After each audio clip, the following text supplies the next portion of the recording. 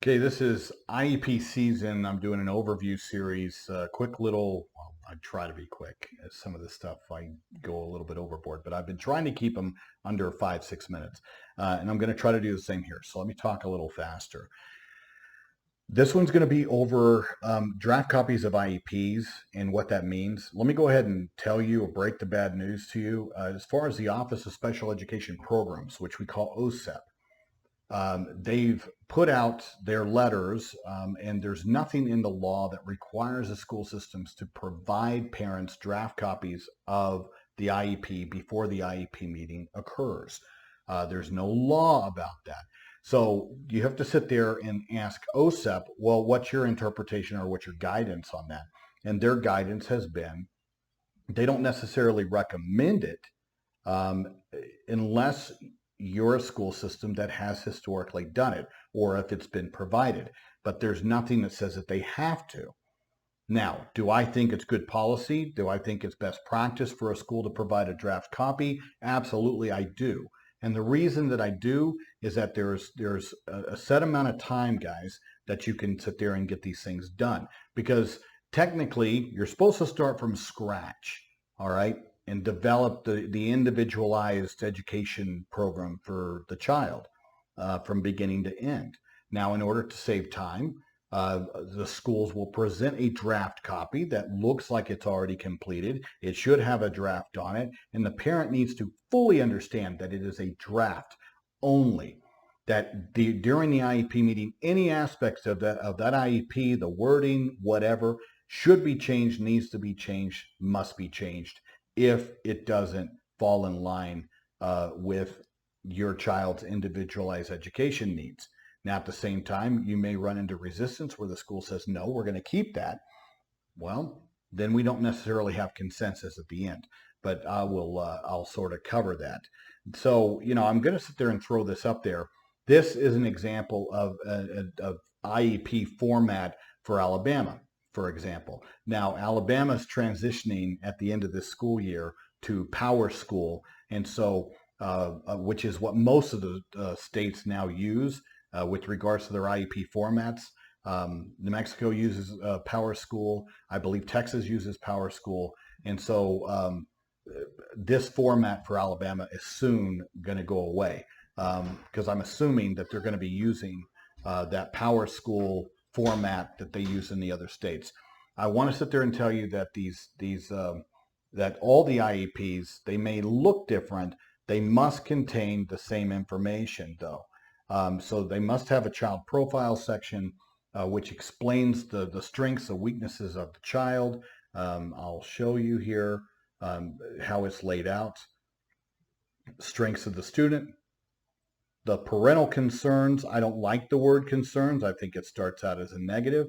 Why does it have to be concern? Why can't we just get parent input on enhancing the student's education? And so that's, but they call it concerns, whatever.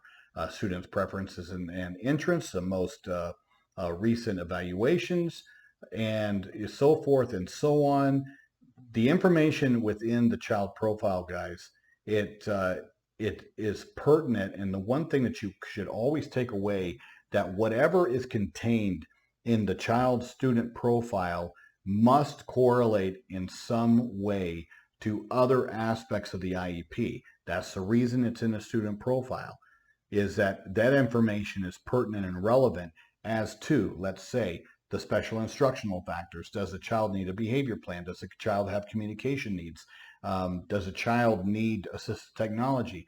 What kind of goals do we need to develop? What kind of services and accommodations, supplemental aids and services? All of those things are determined first and foremost by the foundational information that's contained in the profile. So this is where in developing a draft copy of your IEP, this is where the information from the parent and the information from the school staff needs to be combined, married, and ideally discussed and exchanged before this meeting so that the parent has that opportunity to fully participate in the development of their child's IEP.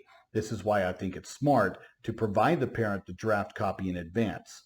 And I don't think that there's any harm if there's draft written all over it, to provide that draft in advance because I think that it helps encourage transparency and involvement from the parent by providing them that draft. If you put draft on it, and then if you want to send it in an email and you reiterate that this is a draft only and is not the finalized IEP until the meeting has concluded. Safeguard, there you go, legally defensible. So there's really no excuse not to provide it. And I'm always very apprehensive.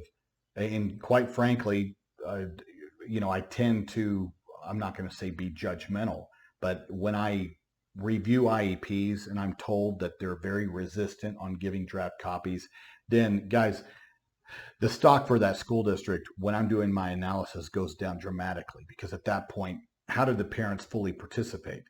They had this draft copy, and then I have many parents that will sit there and say, James, they told me 30 minutes. I had 30 minutes, and they had another family already waiting outside, and they just rushed through it. This thing was already done. They really didn't discuss it. I was confused. I didn't know what was going on, and then they gave me a copy and ran me out the door. This is where the problems lie, guys. When an IEP, quite frankly, should probably last an hour and a half, sometimes more, if everybody's doing a good job. You want to decrease that time as a school district, provide the parent a draft. Ask the parent to provide input in advance. Some states will provide checklists and little things, questionnaires that the parent can fill out. And you as a parent, you're not beholden to that form, okay? There's a lot of parents that they need a little bit of help and ideas, and these forms are good for them. But some of you that are at a different stage of advocacy for your child don't need those forms, and you're good just freehanding it and then providing that to your child's case manager, and then they can sit there and combine that information. And if you have a draft copy in advance, then you're able to see what they took from your information and insert it in there.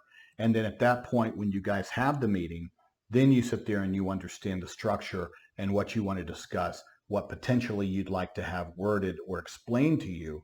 And I think that creates a very, very good, smooth running IEP meeting. But at the end of the day, is a school required to provide you a draft copy in advance? They're not required to. Now, if they've historically done that, and if they have provided it in the past, then they need to continue doing it. They set the standard, and you just can't sit there and pull the rug out from underneath parents after you've already started and established a pattern. But if you're a school system that's never done it, then there's no requirement that you do that. Okay? And, is there anything, you sit there and you go, oh, James, is there anything I can do to make them? Unfortunately, no. Other than the fact that it very well could negatively impact your rights as a parent to fully participate in a development of the IEP for your child.